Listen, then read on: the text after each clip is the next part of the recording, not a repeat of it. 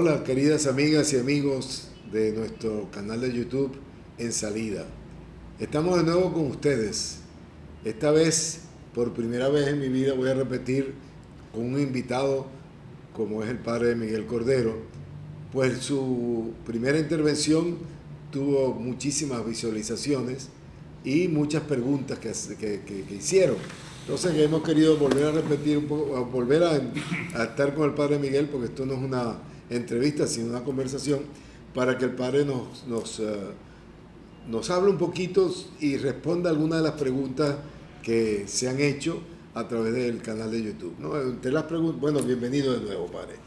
Entre las preguntas que hicieron la última vez está el hecho de que quisieran que profundizaran un poquito, hablaran un poquito sobre en la práctica, cómo has hecho tú en la práctica para llegarle a los profesionales. Es decir, ya no tanto la parte teórica que la explicaste muy bien, por lo menos en esta primera parte del podcast vamos a hablar de eso, de la parte práctica. ¿Cómo fue que llegaste a tantos profesionales? ¿Cómo lo lograste? ¿Qué método utilizaste? ¿Qué instrumentos utilizaste para eso? Bien, un poco la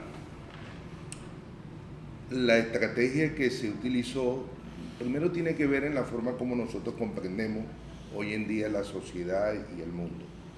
Vivimos un mundo caracterizado muy predominante por las redes sociales. Y las redes sociales ciertamente nos pueden interconectar. ¿Ya? Las redes sociales nos pueden interconectar, pero las redes sociales nos pueden conectar, pero no nos encuentran. Y esto es un dato que es muy importante, ¿no? Porque ciertamente las redes sociales tienen cosas muy positivas, pero también tienen sus limitaciones, las cuales voy a hacer precisamente referencia ahorita de mano. Entonces, nos conectan, pero no nos encuentran. Entonces, la estrategia que nosotros utilizamos es el encuentro personal, ¿no? Eso nos lleva a nosotros a que teníamos que ir a cada institución e instalar una relación personal con cada una de aquellas personas que nosotros precisamente queríamos invitar. La gente, el ser humano está precisamente muy necesitado de eso, de la relación totalmente personal. Con esto te quiero decir es que si nosotros hubiésemos hecho unas invitaciones y las mandamos por las redes sociales, bueno, quizás la gente lo ve, quizás la gente pueda responder, pero cuando tú te acercas a la persona, cuando tú escuchas a la persona, cuando tú le haces sentir a la persona que es importante, y es importante para esta institución que cada uno de nosotros representamos, pues la gente tiende de manera muy generosa a responder a la invitación y a las solicitudes que en este caso, y a las demandas que en este caso uno le pueda ir haciendo totalmente en la vida. Entonces es muy importante y en eso está el secreto de la pastoral en salida, es decir, en el encuentro personal. Y volviendo un poquito al tema, a lo que refería a las redes sociales, cuando decía que las redes sociales ciertamente nos conectan, pero no nos encuentran, y al no encontrarnos no nos abren espacio para la experiencia. Y se llega a Dios precisamente a través de la experiencia. Y esto me gustaría profundizar un poco, porque las redes sociales pueden despertar ciertamente la parte de lo emocional, y lo emocional, primero, lo emocional es una realidad que es intrínseca al ser humano. Todos los seres humanos somos personas emocionales, es decir, podemos, digamos, sentir y vivir y fluir, en este caso, nuestras emociones. Pero las emociones tienden a ser a veces, o en cierto momento, muy profundas, pero en otro momento pueden ser poco profundas y poco estable en el tiempo, ¿no? Poco estable en el tiempo. Nosotros no llegamos a Dios a través de las emociones, nosotros llegamos a Dios a través de una experiencia. Y la experiencia trasciende el campo de la emocionalidad, porque mientras la emoción tiende a quedarse dentro de la interioridad, la experiencia nos lleva a nosotros a salir afuera. Y esto es muy importante porque ciertamente nosotros estamos llamados a llevar una pastoral en salida, pero cuando ese mensaje llega al profesional, pone también al profesional en salida desde el primer momento, desde una forma muy sencilla. Cuando ese profesional se consigue con un colega, con un amigo, y le empieza a comunicar lo que él en particular experimentó en el taller, en el encuentro que tuvimos, en las relaciones personales que tuvimos con él. Porque la fe se caracteriza por ser una realidad siempre en salida, siempre en salida. Entonces, las redes sociales ciertamente nos pueden deportar muchas emociones, pero no necesariamente nos pueden producir una experiencia, ¿verdad?, que la experiencia trascienda el campo de la emocionalidad y nos lleva realmente y nos mueve realmente a ir hacia donde está el otro.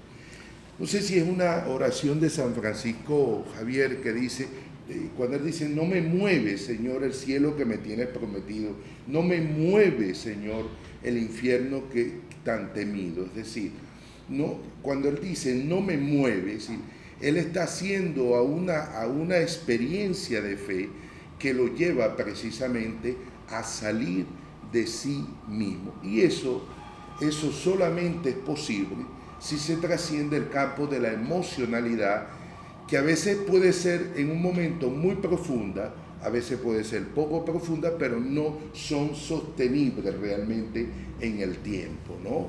Entonces, esto hay que tenerlo como, considero que es muy fundamental cuando hablamos de la fe y cuando hablamos de la experiencia de Dios. Entonces, por lo que entiendo es que la estrategia que utilizaste para llegar a esos profesionales fue primero un encuentro personal y después unos encuentros también vivenciales, es decir, convocaste a varios a talleres. Aunque después hiciera esa comunicación por las distintas redes sociales. Mira, parece mentira, pero cuando tú le llevas una carta y se la entregas personalmente a la persona, mira, eso tiene un impacto que cualquier comunicación que tú puedas enviar por las distintas redes sociales, ¿no? Eso tiene un impacto enorme. La gente se siente tomada en cuenta, la gente es como que le despiertas es como que dignificaras a la persona, ¿no? Es como que le dieras ese tipo de reconocimiento, y el reconocimiento y la consideración no es una vanidad, es una realidad que es constitutivamente de todo ser humano. Desde el momento en que nosotros abrimos los ojos a este mundo, nosotros nacemos mirando, pero también con la necesidad en la vida de que nosotros nos miren, ¿no? Entonces, esto era precisamente nuestra estrategia que nosotros hemos venido llevando a cabo y seguiremos trabajando precisamente con ella, ¿no? Sí. Y me interesante lo que dijiste también de que al llegar tú a través de esa estrategia a los profesionales a su vez también se ponen en salida. Se ponen en salida. Es decir, ¿por qué se ponen en salida? Porque como despiertas una experiencia, a diferencia de las emociones, tú puedes vivir una emoción. Las emociones son interiores y te puedes quedar con ellas, pero desde el momento en que tú llevas el mensaje, la persona lo recibe, y esa persona al que está al lado, al vecino, al que sea, se lo comunica, ya ahí cambia toda la situación, y ahí pasamos desde el plano meramente emocional a una experiencia que ha producido, en este caso, el encuentro con la persona y el encuentro con Dios en la vida.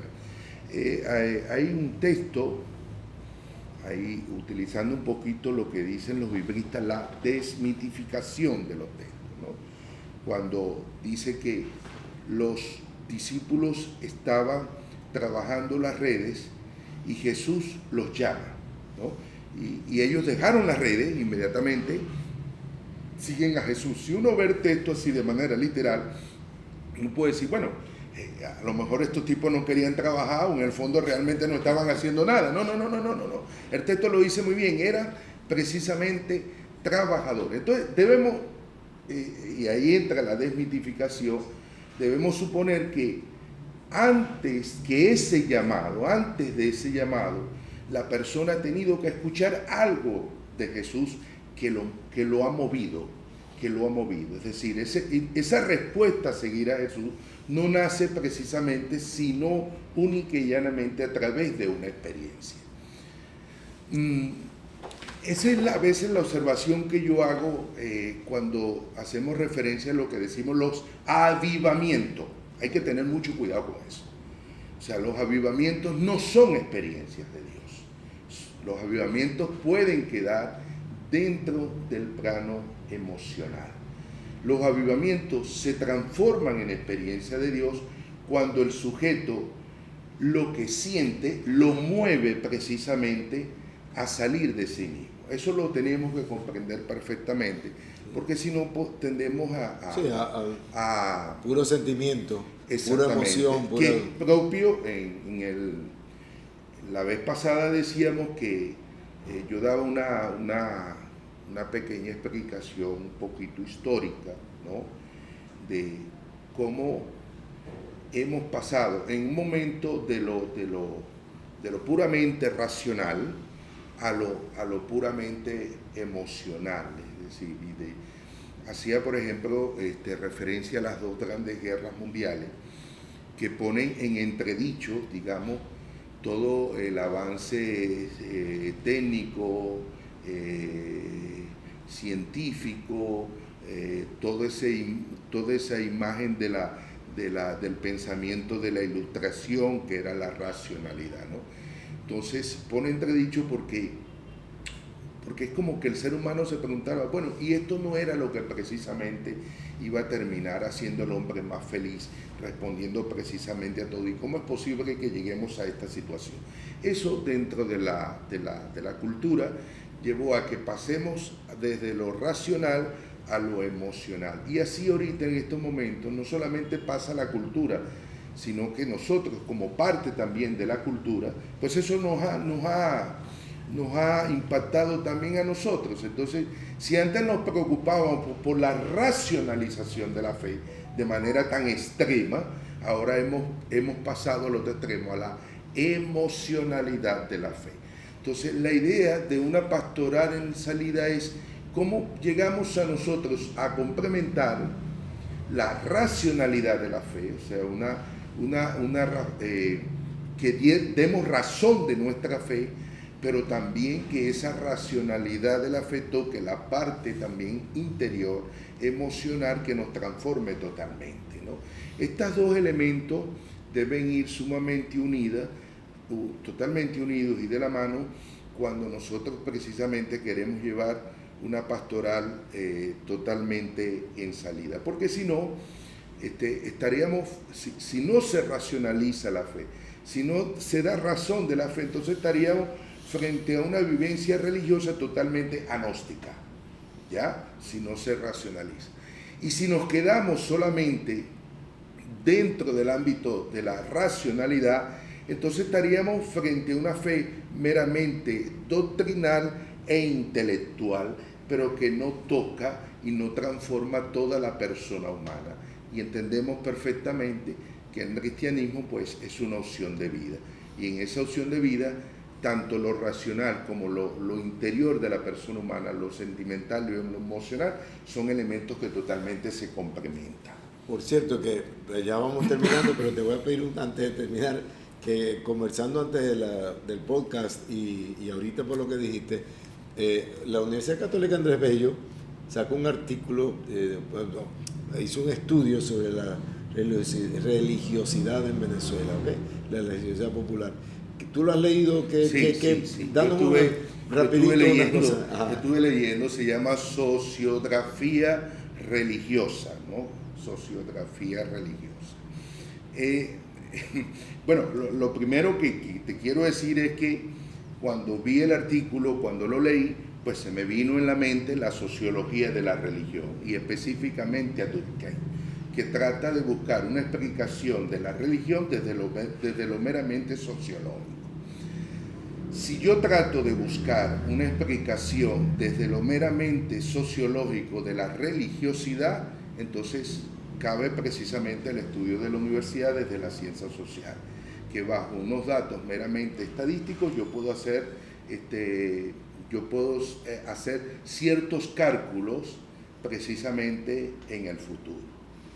Y ciertamente la fe tiene un componente religioso, la sociedad tiene un componente religioso en cuanto que la religiosidad se expresa en medio de la sociedad, ¿verdad? Pero si yo utilizo solamente el elemento sociológico para explicar la religiosidad, es totalmente insuficiente. Ciertamente pudiera decir que la ciencia de las religiones, entre esos la sociología de la religión, inclusive aquellas partes de las ciencias que pronosticaron su muerte, como fue precisamente el positivismo con el pensamiento de Augusto Comte, autores como Sigmund Freud en su libro El porvenir de una ilusión, pronosticaron de que la religión pues estaba condenada precisamente a desaparecer, porque la religión lo que tan sencillamente era, buscaba explicar unas cosas que ya la ciencia hoy en día no los podía totalmente explicar. Al llegar la ciencia, pues ya la religión no tenía totalmente derecho a existir. Todas esas visiones, incluyendo la visión sociológica, todas esas visiones totalmente fracasaron, ¿verdad? Porque tú no puedes utilizar el elemento sociológico simplemente para explicar la religiosidad. La religiosidad es algo que es totalmente intrínseco al ser humano, ¿no? Intrínseco al ser humano. Y eso lo entendió la fenomenología de la religión. La fenomenología de la religión decía, bueno, es cierto lo que dice en parte la sociología, es cierto lo que dice en parte la filosofía, pero si yo quiero comprender la religión tal como es, tengo que penetrar precisamente el hecho religioso. Y específicamente, uno de los elementos del hecho religioso tenía que penetrar y descubrir la intencionalidad del sujeto, ¿no? Del sujeto religioso. Entonces, yo veo esa limitación, primero porque no podemos entender el catolicismo como una religión. Empezando por ahí, el catolicismo, ser católico es ser cristiano, y el cristianismo es una opción de vida. Y si eso lo vamos a someter a estadística, yo tendría que decirle el artículo de la Universidad Católica que somos minoría. Somos minoría. Yo no puedo entender el catolicismo desde el punto de vista de lo confesional, porque es mucho más que eso y tiene que ver con la opción de vida que hacemos totalmente nosotros como un cristiano. Entonces decir hoy, por ejemplo, este tipo de afirmaciones, no, es que la mayoría del pueblo venezolano es católico. Bueno, si yo lo veo desde el punto de vista sociológico, religioso, confesional, eso es válido. Luego, en el artículo hay otras afirmaciones que son interesantes. Por ejemplo, ellos dicen que hoy en día, anteriormente, ahorita hay el 70% de católicos, anteriormente se hablaba de un 92%, dice el artículo de la universidad. Y luego hace un promedio con lo de los jóvenes. Dice que los jóvenes desde hasta los 35 años, la mayoría de esos jóvenes se confiesan ateos, ¿no? Y de 35 años para allá, bueno, algunos son, digamos, mucho más religiosos. Eso no, o sea, desde el punto de vista, vuelvo y repito, sociológico es válido, pero desde el punto de vista de la fe no es válido. Incluso hay estudios que hoy señalan que el niño tiene su propio lenguaje religioso, su propia atracción hacia lo religioso. Entonces, yo no veo, yo sí creo que las futuras generaciones no es que no van a ser religiosos, o nunca va a estar el elemento religioso al ser algo constitutivamente del ser humano. Pero yo sí creo que nuestras futuras generaciones, si no tomamos en serio la pastoral en salida que está en el corazón de la propia evangelización, yo sí creo que vamos a tener cada día menos, pero menos cristianos. Quizás más católicos desde el punto de vista confesional, pero desde el punto de vista del cristianismo como opción de vida, cada día más seremos menos. Es decir, que sociológicamente es válido lo que hicieron, pero que hay que darle una... Pero si yo quiero llevarlo desde el punto de vista de la fe, y específicamente de la fe cristiana, es mucho más amplio. ¿Por qué? Porque la religiosidad forma parte del ser humano. Sí. La fe forma parte del ser humano. Y entonces, ¿qué es lo que hace? El hombre es como un niño que poco a poco va tanteando. Entonces, en la medida en que va tanteando, va descubriendo la fe. Y por eso nuestra fe es una fe revelada, no es una fe dada.